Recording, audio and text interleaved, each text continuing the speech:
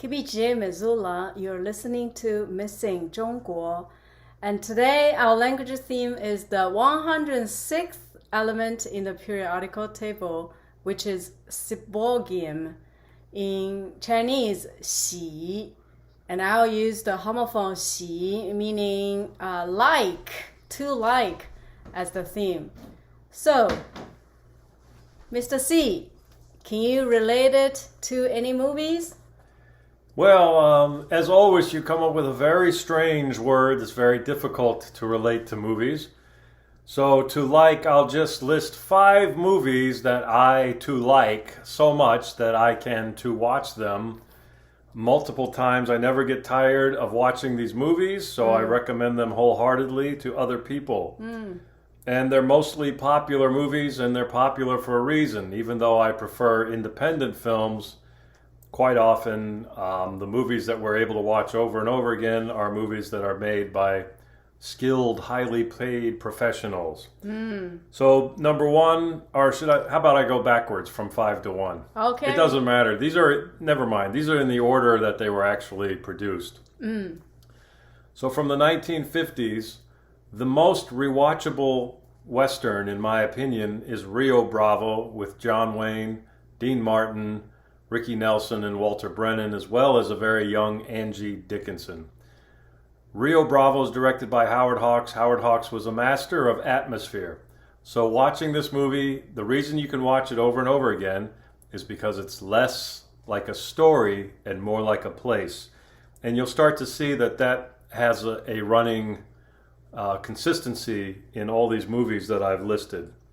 I believe they all have the same characteristic: excellent atmosphere. Number 2 is American Graffiti. That is George Lucas's one and only masterpiece. It takes place over one night. That was made in the early 70s. Again, Lucas did a fantastic job of creating atmosphere. So you don't really feel like you're watching a story so much as you're visiting a place over and over, a very familiar place.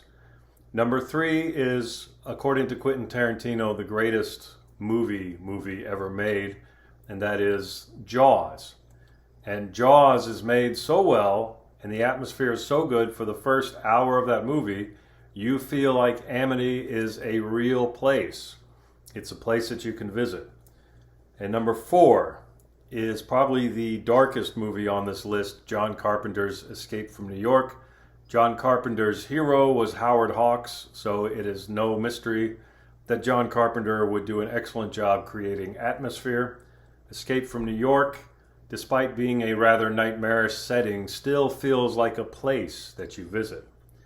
And for some reason, it never gets tired. And the last one is from the 1990s. It is the Coen brothers movie, The Big Lebowski, which perfectly recreates Los Angeles in the early 1990s. Once again, the story is almost irrelevant. It's all about hanging out with the dude and his buddies at the bowling alley. Okay, thank you for the recommendation. And if you have your own movies that you like, you can tell me on Spinach. Dr. Sang, Yes. what's a movie you like? Oh, I like a lot of movies, but right now in my head are 2 of them. One is A Few Good Men, and another is Dancer in the Dark. And I'm looking for it because you can't find it in the library or free on YouTube. So anyway, So you thank you don't- for asking. Okay, you're welcome. Enjoy, everybody.